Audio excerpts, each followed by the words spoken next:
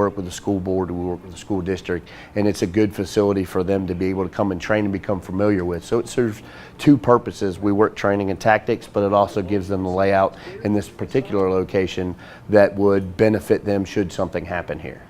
Techniques, tactics, all of that changes. So for us to keep abreast, we have to keep monitoring this changing, monitoring these tactics so that we can instill the best possible response by our officers. It just helps them to become more effective in their initial response, which ultimately the faster we can get in, the faster we can access and address that threat, the more effective and the more lives we can save. The big part of what we try to do is set up a realistic scenario, because unlike the people who were precedent before us, right, we have to take a whole bunch of things. You know, the bad guy doesn't have any rules. We do. So what we have to do is set up scenarios and set up realistic type situations that the officers are not only aware of what to do before, during, but they also have to know what they're available or what's expected after.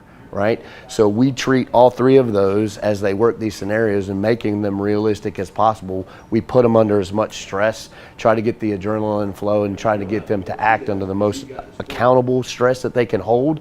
That way, that shows them more effectively how we can combat those stress in these situations and again, make them more effective. We train year round. We have multiple blocks.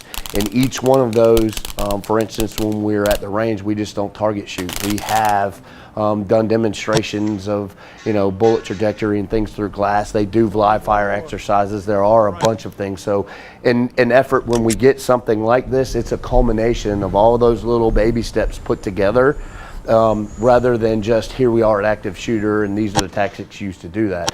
This is a culmination of constantly and continual training that allows them to put all those small pieces together in one big effort to combat that threat or handle and assess situations effectively to make them more effective, or in a situation to make them more successful.